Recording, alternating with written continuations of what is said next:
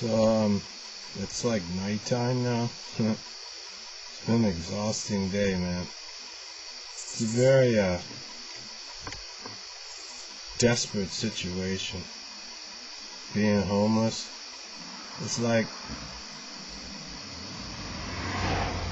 people ask me, they say, how can you be homeless and have a computer? I mean, homeless people weren't born in the street, man. There might be some people in other countries that were, but it's like some of us had things before we were homeless, and mitigating or like extenuating circumstances cost us our living. And so we live in like a desperate, despondent, disenfranchised environment where people step over our bodies like we're not even there. Like years ago, I can't even remember what year it was, but there's a friend of mine, and he was like at least in his late 60s, early 70s. And they found him frozen to death in a phone booth for lack of warmth and hospitality. And like me, I mean, I hitchhiked from Miami to LA, and I slept under bridges, in the top of elevator shafts, parking lots on beaches. I mean, you name it, man, I was there. When I lived in LA, I slept in a subterranean parking garage on a grass catcher. See, nice people are easily taken advantage of. I'm not saying I'm nice, I'm just saying that you extend yourself to help people, and they take advantage of you, and they like abuse your kindness and take it for weakness, and they take advantage of you, like my moving company did. I mean, I pretty much lost all I've owned quite a few times. So like, I've had to make do. I mean, when I lived in LA, I finally got a roommate, but then I ended up homeless again and hitchhiking back to Washington, D.C., and helping people out, and they repay me by just ripping me off and taking everything I got. So it's like, homeless people used to have something, but it's like they lost it, whether due to injury or some kind of medical condition, or just like not being able to make a living because those who have want more and want to take everything. So I have a laptop, I mean, and I use it, and like I do what I can, man. I mean, you know, it's like I look for work, and I build websites, and I advertise my talents, but when I had my injury, I got like this big black hole in the middle of my head. I can't conceptualize unless I get some kind of input. Somebody says, hey, why don't you try to do this? And I go, okay, maybe I'll do that. Like a 13-year-old helped me find a job. She said, why don't you get a job as a parking valet? So I worked as a parking valet and slept in this.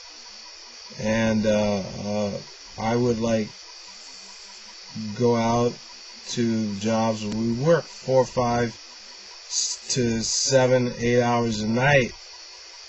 But as a parking valet, like if you work parties or weddings or something like that, it doesn't matter the time of year, summer, winter, fall, spring, you stand outside until the affair is over.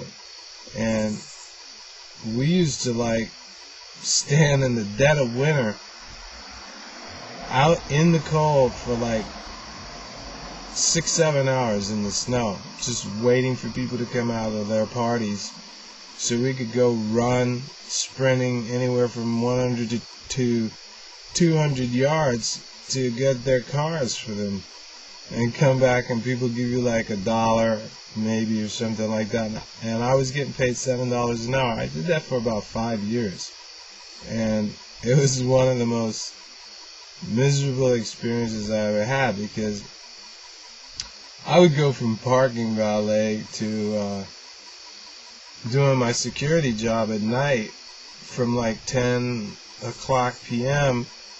to about 4 or 5 a.m., man. And then I have to go find some place to park to go to sleep. And bathing in lawn sprinklers and stuff like that. It's hard to come up with ideas, and it's hard to come up with concepts. And people don't want to give you a chance. They think you're a thief or a drug user or something like that. Then you're really pretty much out of luck, because of the fact that they stereotype you. And there's no stereotype. I mean, I know some people that live in the street and they talk to themselves and they scream and they holler and they act ridiculous. But when they see me, they're fine. And people will look at them and say they're crazy, and it's like, oh, are they really crazy? Well, let's look at crazy. If they're crazy, why would they stop for a red light? Why would they not cross against traffic and get hit by a bus? Why would they not walk out of a second-story window and kill themselves or something like that? I mean, that's crazy. But, I mean, no matter how much you see a person talking to themselves or something, that's a human being, man. And, like, there's a saying, you know, if you can't love a God who you've never seen if you can't love your brother who you have. I mean, if any of these churches were really helping people, word would get around, and people would be flocking there to get help. You know, it's like, I remember one Thanksgiving, we were sitting in the park across the street from the White House, and it's like Christmas and Thanksgiving, man. Homeless people get fed more than they could ever eat. But the rest of the year, they don't get anything. And so you starve until Christmas or Thanksgiving when people decide that they want to do something good. And the clothes, oh my God. I mean, the clothes were all over the park. There were so many clothes that the park looked like a yard sale. People were dropping off clothes. I mean, everybody's getting a guilty conscience and like going, and I seen people open their trunk up with like 20-gallon containers of soup, handing it out to people. So much so that guys that weren't even homeless were hanging out in the park waiting for people to come up, because they also give money away. Like, I have friends that live in the street, won't eat anything that you give them because they've been drugged by people for entertainment purposes and stuff like that. So people like put drugs in their food and then watch them lose themselves in the intoxication of the drug and entertain themselves and use the drugs for sport to mess up these people and watch the repercussions from them being given. Nowadays they call them roofies, but they were giving people anything. So, like, a lot of times homeless people have stuff. They weren't always homeless. I mean, some people are raising their kids in the street. Like, I used to live on Skid Row in LA, and there are people having babies out there, and like balloons are in the gutter from heroin and stuff like that. But I could never do that to myself. I mean, I was in enough pain as it is. I wasn't going to cause myself any more pain. I mean, I had like painkillers. Like, I would start, like, if somebody had like a Percocet or a Vicodin, I had a back injury, so I could get the prescription legally. But at the same time, if someone had an injury or something and they were like, yeah, well, my doctor prescribed Percocet for me, I would like ask them, can you like give me a couple or something like that. So, I mean, but drinking and getting drunk and falling down and busting your face up. I mean, you're in enough pain as it is. You're in emotional pain, you're in psychological pain, you're in spiritual pain. And these churches, I mean, I went to over 30 churches, sometimes 4 or 5 times a week for like family night and this night and that night and Bible study and the ceremonies on the weekend. And people knew I was walking back out to this truck in the cold. At times I was living in a car. And the car had it wasn't bucket seats or anything. It was an old car, like a Ford Fairmont. I took the bolts out of the hinges on the sides and I laid the backrest into the back seat, and that's how I slept, man, for years. And it's like I had a home, then I didn't have a home, then I had a home. So, and it's like when you have a debt-to-income ratio that's not commensurable with the rent that people want to charge you, they won't rent to you. Or if you go to a rooming house, it's like there's always someone there that's ill emotionally or mentally, that's either doing drugs or drinking and falling down the hall, or doesn't pay their bills or leaves. And so you lose your place that way through poor management. And there's a lot of ways that a person can become homeless. I mean, it can happen to you. Imagine all those people during the 9/11 disaster, and the insurance companies take their time and drag their feet in paying for their insurance, or they lost their job, or they lost their husband, or they lost their wife, or something like that, and they become homeless. They don't lose everything they have. I mean, they might have stuff from their house. I see old women with shopping baskets full of stuff, and guys carrying packs on their back. I've been to that point, but I never had that kind of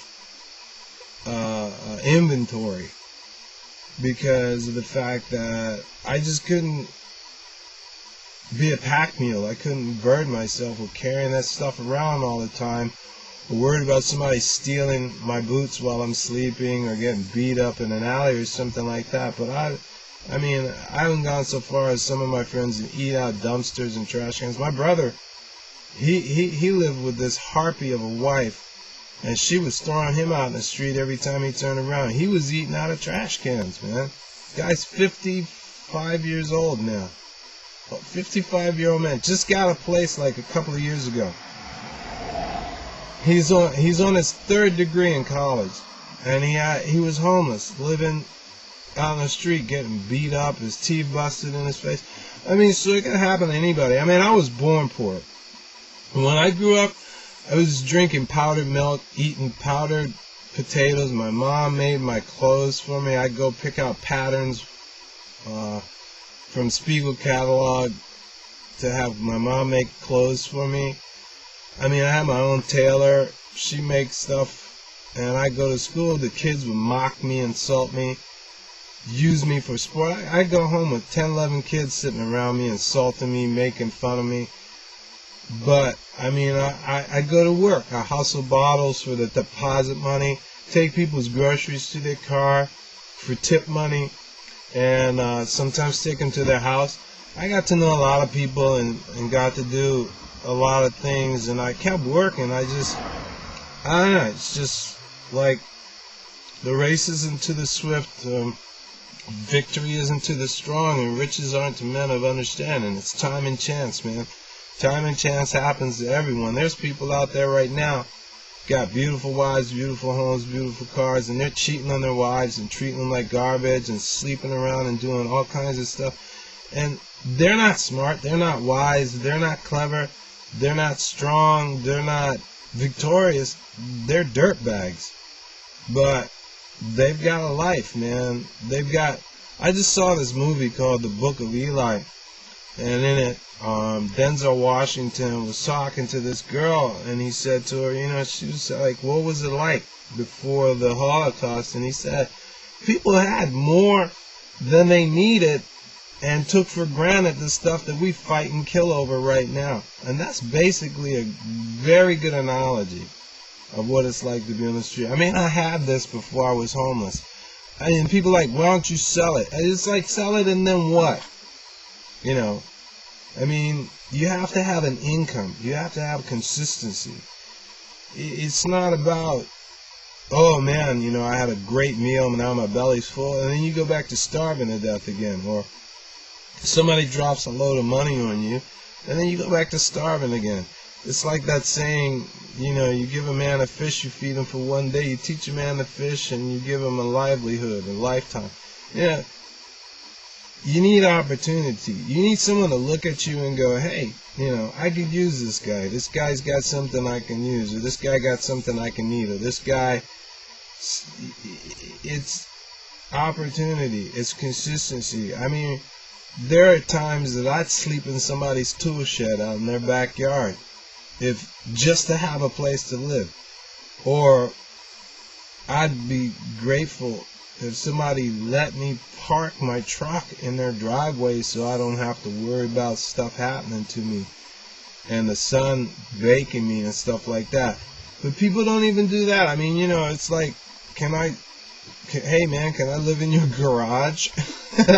I mean, I'd gladly do that. But it's like, it's a miserable existence. It's a desperate existence. You've had stuff, and it's like watching people have a dinner through a glass window and watching the waiters throw the remnants out. I mean, you'd gladly eat that stuff. I remember one time I did valet parking for the bankers convention, and they threw out a tray this big full of cracked crab claws, cheese, stuff like that. And I was like, are you kidding me? Let's give this stuff away. And then we're talking liability issue, lawsuit. If somebody pretends to get sick or does get sick, they could be sued. And so they were just throwing out goo gobs of food. I worked for a gourmet company who threw out unbelievable amounts of food. And I was like, let's have a program for the homeless. Let's do this same issue. Liability lawsuit. So it's like there's more than enough food out there. It's just, I don't know, man. People are just, they go to these churches every weekend and tell some floating man in the sky how much they love him, and then they look at you and it's like you're just a dirtbag to them. You're just disposable. And then when you die, like when I think his name is Dave Scheiner, something like that, used to be in charge of the community for creative nonviolence. And these people were dying in the streets and perishing right in front of people, stepping over them every day. And once he was dead, the homeless guys wanted to give him a burial and parade his body down the street in ceremony. And all these people were like saying, oh, that's disgusting. That's so wrong to let them do that. He deserves a decent burial. A decent burial? He deserved a decent life. Now there's this dead dustball carcass of a body, and you want to have respect to an empty shell? I mean, come on, are you kidding me? It's absolutely ridiculous. So we had a life. We had a life before all this happened. I had a life, man. I had a career as a musical equipment technician.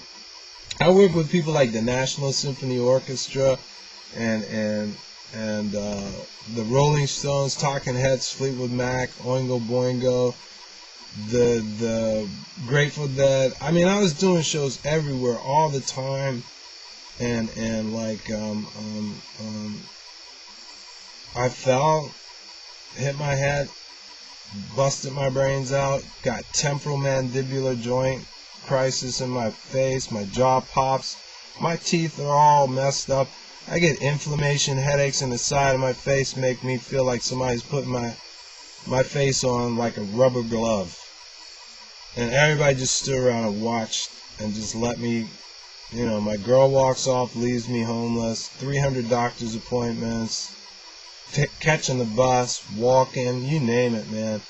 I mean, I've been through the mill, and it's like all I'm trying to do right now is just get my life back together. But also, people took advantage of me. My moving company took advantage of me, and these people deserve to go down. I'm telling you. I don't want to say their name because then they won't let me broadcast this, but if you go to my website, zspaces.homestead.com, it's got all the information right there. www.z as in zebra, z spaces, spaces, .homestead, homestead.com. It's got the whole story right there, brother, sister. You can read it, see for yourself. Dignity, integrity, it's all there, but it doesn't amount to a hill of beans if you can't make a living, and you got to take showers and lawn sprinklers, bathrooms, take bottles of water, and just body wash yourself. I don't even remember the last time I had a shower. Anyway, if you guys care, and if you like this, I'll keep broadcasting from, signing out, man. I gotta get some sleep. I gotta be at work at 8 o'clock tomorrow afternoon, so I gotta get some sleep before the sun comes up. Right now it's 12 a.m. That means I'll get about 6 hours sleep before the sun comes up, and maybe 8 hours sleep. But it's a restless situation. I'm on the roadside. Cars keep coming up, waking me up. The truck shakes, and the anxieties and all that stuff, man. It's really hard to live this way, brother. It really is. But I ask guys that live worse than me, what's the use? Why do you do it? How do you go on from day to day to day to day? Scratching sores that bugs have at you up, and you're just this dirty, you can't bathe, your clothes smell. Oh my God, man, I couldn't do it. I've got to work, I've got to bathe, I've got to take care of myself. I just can't if I throw my hands up like that, then I just won't eat. I won't even try to survive. I'll just let myself whittle away to nothing, man. But I don't know what keeps me going. I just go. So, signing off, man. I gotta get some sleep.